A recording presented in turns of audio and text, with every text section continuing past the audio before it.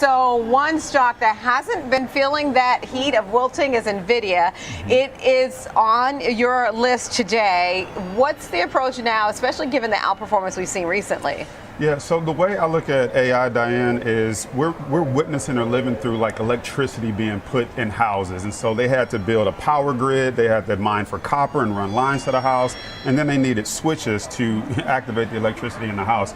It's the same thing that's going on with AI right now. So we need the chips, we need the power grids, and then we also need the switches. And so Nvidia is going to be a recipient of all those chips. You saw all the companies, not all the companies, but some of the Mag 7 reported, and they're talking about the CapEx spend where they're increasing it into the billions. Microsoft spent almost $30 billion just this quarter, and Nvidia is going to be a recipient of that. When you look at AI, are we at the beginning, the middle, or the end?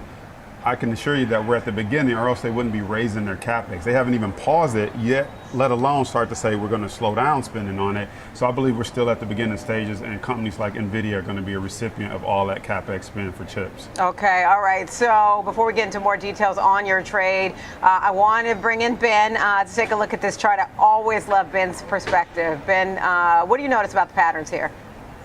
Well, I tell you what, Diane and Jason, thanks for that lead in, because Nvidia, I think you're absolutely right, is at the beginning of kind of their larger narrative. But the smaller narrative, take a look at what's going on with the stock at the moment, seen a little bit of a gap up and sell off today. And I think that's the nature of leadership. I mean, Nvidia has been in the kind of leadership and driving role within this AI spend space. But at the same time, we've got a couple of big blowout earnings announcements. And so the nature of the market is you rotate out of some of those leaders and into the ones that are now emerging in terms of growth. And I think that's what we're seeing a little bit today. Some investment pairing of Nvidia in this gap up sell off today, selling a little bit of that high price so that money can be rotated elsewhere. Because what I notice in this chart, in the lower panels in these two sentiment indicators that I've got, the RSI and the MACD, both of these cases we're seeing these slight bearish divergences. Now, not that that signals potentially a reversal, it simply maybe signals a pause and a little bit of a rotation in the very short term, because you look at the consistency of this trend, it is very strong. Now, the question becomes, Diane, and I think this is something that we'll talk about across all three of these stocks that we'll look at, you see the same type of thing, a bit of a bearish divergence, a slowdown in momentum, as suggested, kind of going into summertime and going into potentially this not really driving market, but slightly pausing market, at least at the moment here with Nvidia. All right, so Jason, floor is yours. Tell us a little bit about your trade approach here. Yeah, so I want to say I agree with Ben totally, and also I think it's important to keep in mind, even in an uptrend, stocks have pullbacks or a little bit of a sell-off to the moving average. And so that's why I'm looking at long calls, June 18, 2026. The reason is money's going to continue to pour into AI, into companies like Nvidia, and so we don't necessarily want to be panicking on every daily move. But if you look at the move Microsoft made over time, that cup and handle pattern, the stock went higher. Nvidia just recently broke out above its resistance level and forming that cup and handle pattern. We're in that handle now, and I think that handle can continue for a while. So June 18th, 2026 call, 172 strike price. You're paying about $35 for that.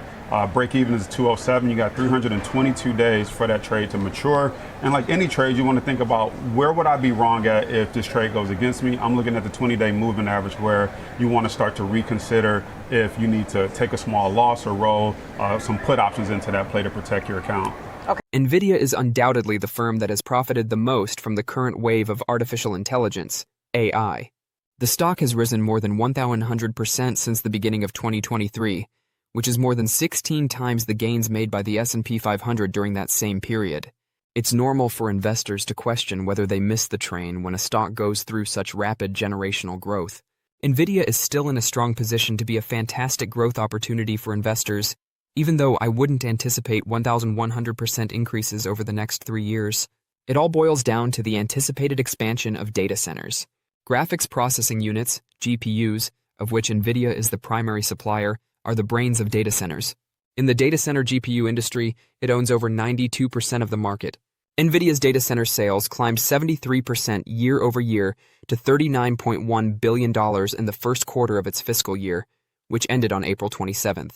Data centers will become increasingly important as AI usage increases because they support the training, deploying, and scaling of AI workloads. Grandview Research projects that the global data center GPU market will expand at a compound annual growth rate, CAGR, of about 35% between 2025 and 2033. Nvidia will probably lose territory to other competitors in the market, but because of its dominance, it stands to benefit greatly from this expansion. Investors in Nvidia have demonstrated that they place a high value on the company's data center revenue and business expansion, even though financial growth does not always translate into stock price gain. Buying and holding is the most effective way to profit from the stock market. It enables stock winners to run for a long time and removes the challenge of attempting to time the market. The majority of investors are now aware that Nvidia is a major beneficiary of the artificial intelligence, AI, explosion. With around $150 billion in revenue over the past 12 months, it is currently the largest firm in the world by market capitalization. There are still a lot of compelling reasons for investors to purchase Nvidia today and for years to come. First, let's look at a recent development that might help the business. Nvidia CEO Jensen Huang claims that the Trump administration approved permits that would enable the business to sell its H20 chips to Chinese consumers. During the Biden administration, Nvidia was mainly barred from selling its products directly to Chinese consumers. That would be a reopening of the massive Chinese market. The action would significantly increase Nvidia's sales, which are already predicted to increase by about 54% this year, based on consensus predictions. Furthermore, if cutting-edge technologies like supercomputing, AI-powered humanoid robotics, and autonomous driving continue to advance over the next 10 years, Nvidia's income is expected to increase even more. The AI revolution has already greatly helped Nvidia. Based on market valuation, it is currently the biggest firm in the world. Furthermore, projections of the size of the AI market in the future are rising, which bodes well for Nvidia. Nvidia is still a stock to think about in the long run because of all of those factors. As businesses from a variety of industries throughout the world realize that AI not only raises productivity but also boosts profitability, the artificial intelligence trade is booming. So what implications does this have for Nvidia's stock? Let's explore that. But first, a big thank you to those of you who've stuck with us this far. Creating these videos takes significant effort and dedication, so if you're enjoying the content, please hit the like button, subscribe to our channel, and share your thoughts on Nvidia stock in the comments. Your support truly helps us grow. Now let's get back to the video. And Nvidia is the firm that best exemplifies the AI megatrend. With a staggering market valuation of $4.3 trillion, the California-based chipmaker is currently the most valuable corporation in the world and is driving the AI revolution globally. As a result, the market always views any affiliation with the Jensen Huang-led company favorably and rewards it with an increase in share price. The shares of ON Semiconductor, ON, experienced a roughly 3% increase in pre-market trading yesterday after the company announced that it will be collaborating with Nvidia to expedite the adoption of 800-volt direct current power solutions for next-generation AI data centers. ON Semiconductor was established in 1999 as a division of Motorola's Semiconductor Components Group. The company develops and produces sensing and intelligent power solutions. In essence, it creates chips and modules that support automation, environment sensing, and power management. In addition, it offers long-term supply agreements, design help, and technology licensing. With a $24.4 billion market valuation, ON's stock is down 9% so far this year. Despite reporting a year-over-year dip, ON's most recent quarter results were notable for both revenue and earnings.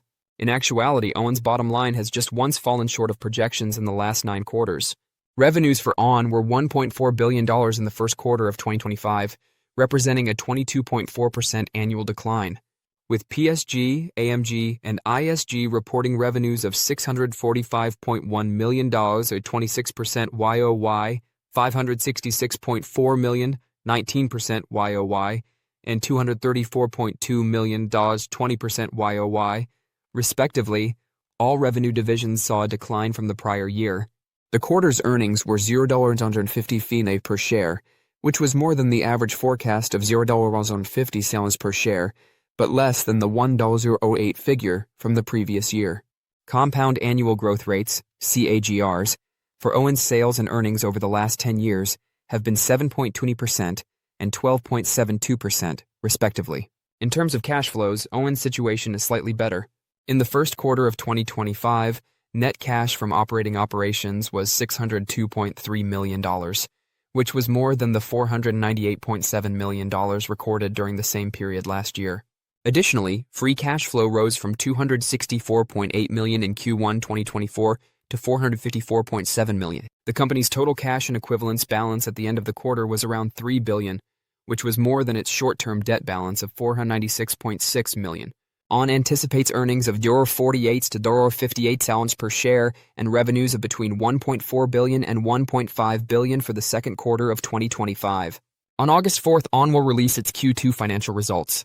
Electric vehicles, intelligent industrial machinery, cutting-edge computing platforms, and energy infrastructure are just a few of the many systems that ON's products silently power.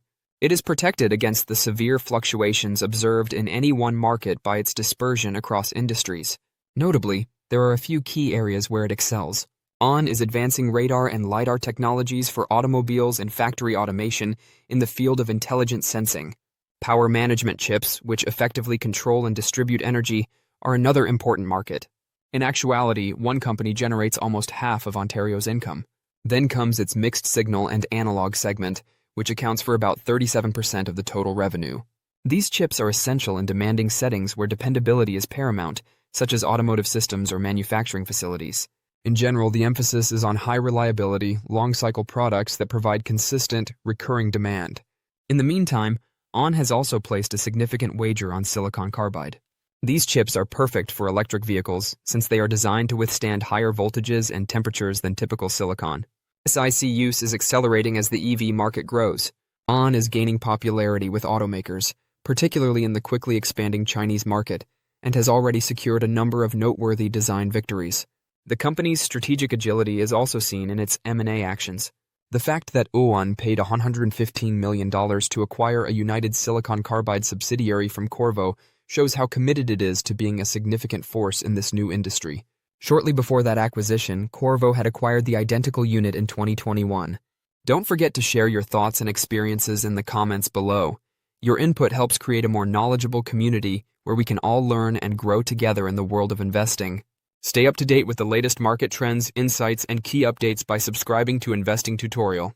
We're here to help you make smarter investment decisions and stay ahead of the curve.